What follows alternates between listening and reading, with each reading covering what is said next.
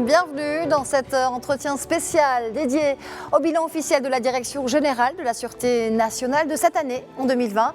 L'objectif, c'est de mettre en avant les efforts déployés pour assurer la sécurité des citoyens, mais aussi de faire le point sur toutes les réalisations dans le domaine de la modernisation des services et des structures sécuritaires. Alors, à l'ordre du jour également, les mécanismes de mise en œuvre de la bonne gouvernance dans la gestion des ressources humaines et financières dans les services publics de police, sans oublier les projets programmés pour 2021. Alors, recrute-t-on de la même manière et selon quels critères aujourd'hui au sein de la DGSN? C'est ce que nous allons évoquer avec Anes Moumsik, chef de la division de recrutement des concours à la direction des ressources humaines. Bonjour et bienvenue à vous.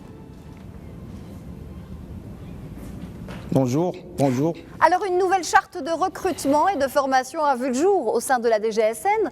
Pouvez-vous nous en parler d'abord peut-être à travers la nouvelle procédure de recrutement? Alors, concernant la procédure de recrutement au sein de la Sûreté nationale, cette procédure elle a connu plusieurs améliorations ces dernières années. On peut parler notamment sur le plan réglementaire de l'adoption du nouveau statut particulier du personnel de la Sûreté nationale en 2019. Et donc qui a ouvert la possibilité pour le recrutement dans des spécialités très pointues et la sélection de profils qui pourront renforcer les services opérationnels de la DGSN, notamment au grade de commissaire de police principal, où on peut maintenant recruter des docteurs, des ingénieurs, ainsi que des médecins. On parlera aussi de l'ouverture de la DGSN sur son environnement par la participation au forum d'orientation et aux journées des portes ouvertes, qui attire de plus en plus de visiteurs et qui est une occasion pour nous d'expliciter pour les candidats justement ces nouvelles modalités de recrutement et les conditions qui sont exigées pour chaque grade. Donc sur le plan organisationnel, il est vrai qu'il y a une tendance à la dématérialisation de la procédure de dépôt des candidatures et de convocation des candidats, donc bien sûr via le portail de recrutement électronique de la DGSN, par lequel les candidats peuvent déposer leur candidature et suivre leur dossier, et qui permet aussi une célérité et une rapidité dans son traitement au niveau de nos services. Et aussi, je parlerai de l'adoption du questionnaire à choix multiples durant ces dernières années. Donc ce questionnaire à choix multiples, il permet une rapidité dans l'opération de correction et aussi de limiter l'intervention de l'élément humain puisque cette opération est automatisée. Et aussi les sujets des épreuves de dissertation qui sont maintenant préparés par des professeurs universitaires. Et je terminerai aussi par la désignation par Monsieur le directeur général de la Sûreté nationale, donc des commissions de concours qui sont chargées de l'encadrement de cette opération du début jusqu'à la fin et veiller sur son bon déroulement. D'accord, alors beaucoup de nouveautés au sein de cette nouvelle charte.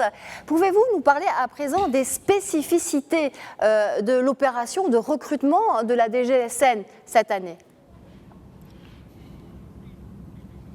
Alors, l'opération de recrutement de la DGSN au titre de l'année 2020, elle a connu plusieurs nouveautés. Donc, comme je viens de l'évoquer, donc, les concours ont été ouverts pour plusieurs spécialités, notamment pour le grade de commissaire de police principal, pour lequel on a sollicité des ingénieurs donc, en informatique et aussi on a sollicité des docteurs dans différentes spécialités et aussi pour un autre grade qui est celui d'officier de police, au niveau duquel on s'est ouvert sur plusieurs spécialités techniques.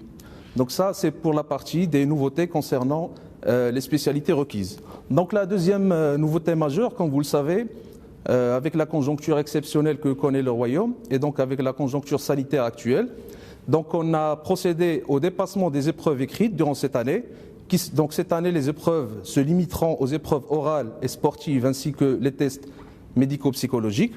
Et donc aussi le dépôt des candidatures, donc il s'est passé via le portail électronique mais aussi par voie postale, donc pour limiter le contact. Et la convocation des candidats à ces concours donc se fera par groupe au niveau des écoles de police avec le strict respect du protocole sanitaire en vigueur. Et donc cette convocation, elle a débuté à compter du 28, donc du lundi 28 décembre, et se poursuivra pour les autres groupes. Et donc, si vous le permettez, voilà. Donc voilà pour les principales spécificités de l'opération de recrutement 2020. Dans ce contexte, Anes Moumsik, quelles ont été les mesures prises pour assurer la transparence cette fois et lutter contre la fraude lors de cette même opération dont vous parlez ?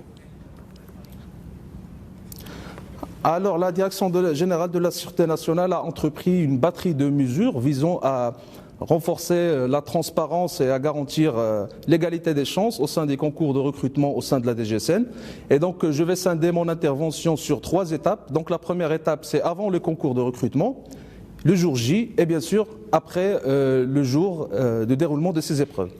Donc, la première étape, donc, elle commence par une large médiatisation des concours de recrutement via des spots télévisés et la publication sur des journaux nationaux pour assurer une large diffusion de l'information et une égalité des chances pour tous les candidats. Donc vient ensuite une répartition aléatoire et automatisée des candidats sur les différents centres d'examen et aussi le tirage des épreuves du questionnaire à choix multiples et des épreuves de dissertation dans un lieu hautement sécurisé. Donc ces questions de QCM et de dissertation qui sont choisies parmi plusieurs propositions formulées par les professeurs de l'Institut royal de police et des professeurs universitaires, et aussi par la désignation des commissions au niveau central et déconcentré pour assurer le bon déroulement de cette opération. Maintenant, le jour de l'examen, donc bien sûr, il y a l'interdiction de tous les outils pouvant être utilisés pour la fraude, et aussi le renforcement de la surveillance au niveau des salles d'examen et la prise des mesures adéquates pour les candidats fraudeurs conformément à la réglementation en vigueur. Et pour la dernière étape, donc après que ces épreuves soient acheminées sous scellé aux services centraux, et bien sous la supervision des commissions de concours compétentes, on procède à la correction des épreuves du QCM de façon automatique et à la correction des épreuves des dissertations par des professeurs universitaires. Et donc tout cela, bien sûr, vise à garantir la mise en œuvre des instructions directoriales en la matière, s'articulant autour de la transparence, l'égalité des chances et le mérite. Et le mérite, j'insiste encore sur ce principe, avec lequel je souhaite clôturer mon intervention. Merci infiniment Anas Moumsik pour toutes ces précisions. Je rappelle que vous êtes... Merci à vous, merci beaucoup. Je rappelle que vous êtes chef de la division de recrutement des concours à la direction des ressources humaines. Voilà, merci également à vous, excellente suite des programmes sur Média TV.